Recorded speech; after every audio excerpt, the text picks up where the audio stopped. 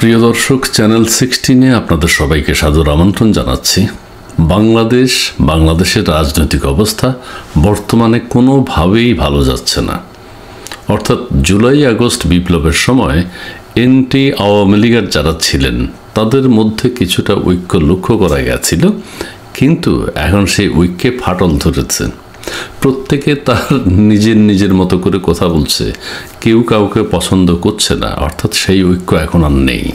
একদিকে বলা হচ্ছে ছাত্র জনতা, অন্যদিকে বলা হচ্ছে সাধারণ ছাত্রছাত্রী, আরেকদিকে নুরুর দল, আরেকদিকে নাগরিক ঐক্য, অন্যদিকে জাতীয়তাবাদী দল বিএনপি এবং ছাত্রদল, আরেকদিকে জামাতে ইসলাম, ছাত্র শিবির, একদিকে হেফাজত, আরেকদিকে চরমোনাই। অর্থাৎ প্রত্যেকের মধ্যেই এখন বিভেদ তৈরি হয়ে গেছে। আর আওয়ামী লীগ নিধনের নামে ডেভিল হান্ট চলছে। আর সেনাবাহিনী কোন দেশের সেনাবাহিনী সেটি কিন্তু দেশবাসী বুঝতে পারছেন না। এটা কি বাংলাদেশের সেনাবাহিনী?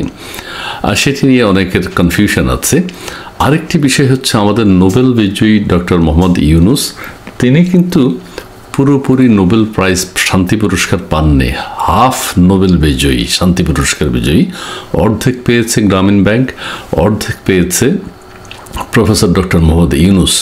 এখন অর্ধেক শান্তি পুরস্কার তিনি যে পেয়েছেন, সেই শান্তিটা বিরাজ করছে তার নিজের মধ্যে এবং তার পরিবারের মধ্যে। দেশের জন্য উনি শান্তির কোনো কাজ করছেন না। উনি ছাত্রছাত্রীদেরকে শুধুমাত্র ফুলিয়েই যাচ্ছেন, ছাত্রছাত্রীদেরকে নিয়ে আন্দোলন করতে চাচ্ছেন এবং দল গঠন করতে চাচ্ছেন। আর অর্ধেক শান্তি তিনি তার নিজের জন্য ব্যবহার করছেন, আর বাকিটা তো অশান্তি। নোবেল কমিটি ভুল করেছে, ওনাকে পুরো শান্তি পুরস্কার দিলে আজকে দেশের এই অবস্থা হতো না। যতটুকু হাফ অশান্তি আছে সেটি তিনি দেশের মানুষের উপর প্রয়োগ করছেন। দেশের মানুষ এখন চরম অশান্তিতে আছে। এতে প্রফেসর ডক্টর মোহাম্মদ ইউনুসের কোনো দোষ নেই। এটা নোবেল কমিটি কেন ওনাকে পুরো শান্তি পুরস্কারটা এককভাবে দেয়নি সেই দিকে খেয়াল করতে হবে, এবং নোবেল পুরস্কারকে, নোবেল কমিটিকে আমরা দায়ী করতে পারি। আর বিশৃঙ্খল অবস্থা যেটি পরিলক্ষিত হচ্ছে সেটি কিছুটা বললেই আপনারা বুঝবেন। কথাগুলো একটু এলোমেলো হবে, গুছিয়ে নেবেন। আপনারাই জানেন বিএনপি চেয়েছিল যে একটু দ্রুত নির্বাচন, কিন্তু অন্তর্বর্তীকালীন সরকার সংস্কারের মূলা ঝুলিয়েছে এবং দ্রুত নির্বাচন হলে বিএনপির ফলাফল ভালো হবে, এটা স্বাভাবিক, এটা সবাই জানে। কিন্তু ধীরে ধীরে গত 7 মাস যাবৎ বিএনপি বুঝে গেছে, দেশের মানুষও বুঝে গেছে, বিএনপি কোনোভাবেই বর্তমান অন্তর্বর্তীকালীন সরকারের আস্থার মধ্যে নেই। তারা পাত্তা দিচ্ছেন না, বিএনপির কোনো কথাই শুনছেন না। বিএনপি নির্বাচন চাচ্ছে, কিন্তু ওই উপদেষ্টা মণ্ডলী বলছে সংস্কার হবে, সংস্কার। বিএনপি এখন বলছে এই সংস্কারের কথা বলে বলে নির্বাচনকে পিছিয়ে দেবেন না। তারা এই বছরই নির্বাচন চাচ্ছে, কিন্তু সরকার কোনোভাবেই নির্বাচন দিতে চাচ্ছেন না। যদিও আমাদের প্রধান উপদেষ্টা বারবার বিভিন্ন মাধ্যমে বলেছেন যে 25শে ডিসেম্বরের মধ্যে বা 26-এর শুরুতে নির্বাচন হতে পারে, কিন্তু তার কোনো সম্ভাবনাই যদি আদায় করে না নেওয়া হয়। আচ্ছা, সব দলগুলো আবার এক হয়ে যেতে পারে আগামীতে নির্বাচন প্রশ্নে, কিন্তু এখন তাদের মধ্যে বিভেদ চলছে। ছাত্র দলকে নানানভাবে কোণঠাসা করা হচ্ছে।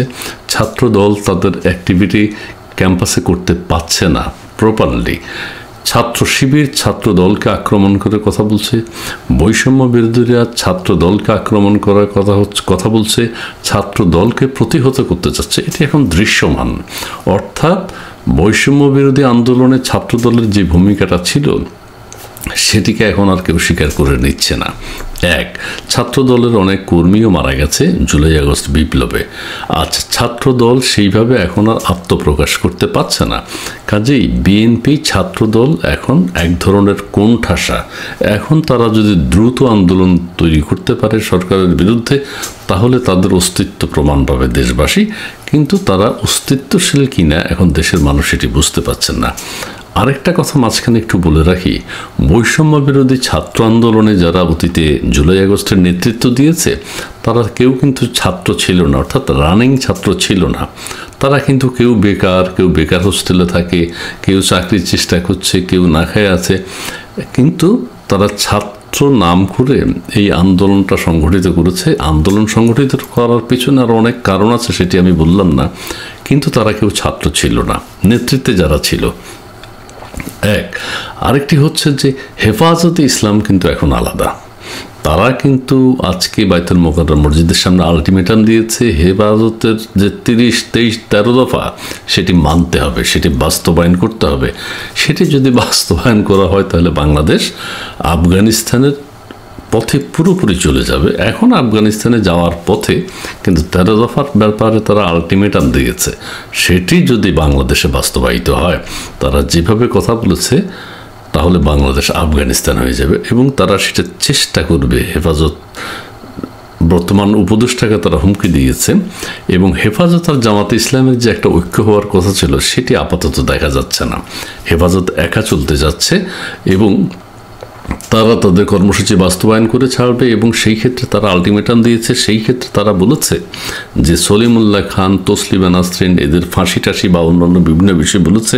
ফরাদ মাজার যারা ইসলামের বিরুদ্ধে রাখাল রাহা, এদেরকে আইনের আওতায় আনতে হবে।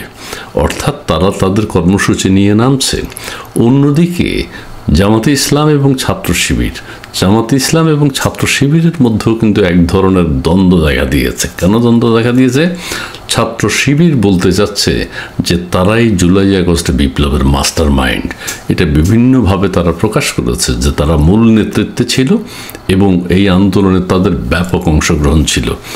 কিন্তু আমাদের প্রধান উপদেষ্টা মাস্টার মাইন্ড হিসেবে পরিচয় করিয়ে দিচ্ছেন মাহফুজ আলমকে, বৈষম্য বিরোধী ছাত্র আন্দোলনের আরেকজনকে।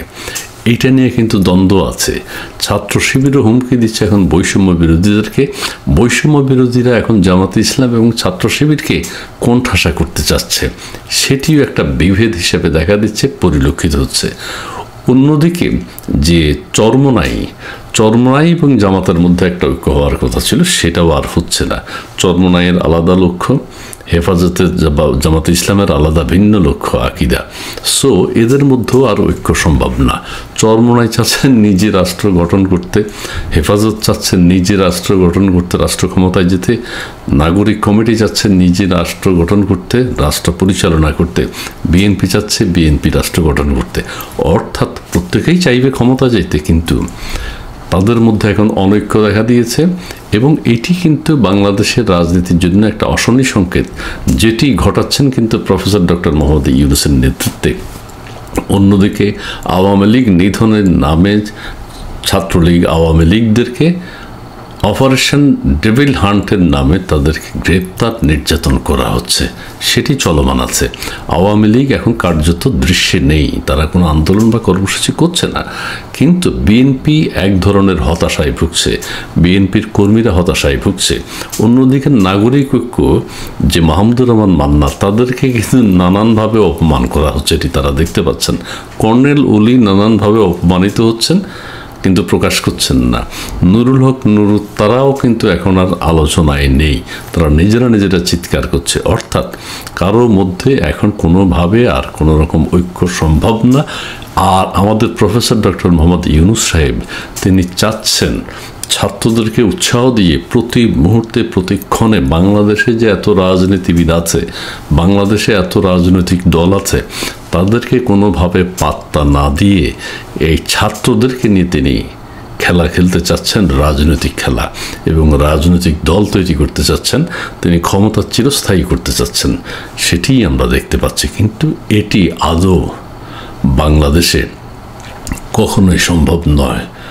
বাংলাদেশে একসময় দেখা যাবে বিএনপি আওয়ামী লীগ একসাথে রাজনীতি করছে, সরকার পতনের আন্দোলন করছে অথবা নির্বাচন চাচ্ছে।